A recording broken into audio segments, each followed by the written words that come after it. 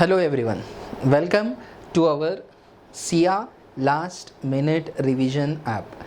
Today's class is about data science using Python for BSc 4th semester. Data science using Python for BSc 4th semester. I am Mr. Srikanth, assistant professor and professional trainer in Department of Computer Science with 15 years plus teaching experience. Without wasting much time, we will jump into our SIA last minute revision for data science using Python.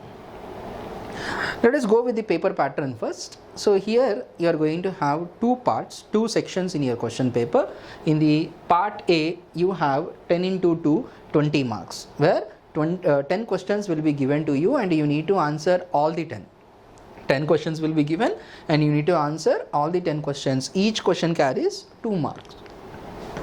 Next, in the part B, you have 5 questions which carries 10 marks each. You have 5 questions with the internal choice and you are asked to answer all the 5 questions. Okay, so you will be having questions like this: Q2 or Q3, Q4 or Q5. Done here, and writing a part from the Q3 and writing a part from the Q2 will never give you the full marks.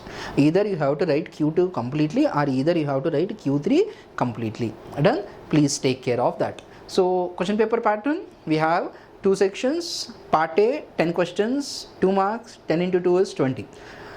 Part B, you have 5 questions, each question carries 50 marks, each question carries 10 marks, 5 into 10, 50. Now we will jump to our unit number 1. In the unit number 1, we will be having the introduction about the data science and Power BI, business intelligence.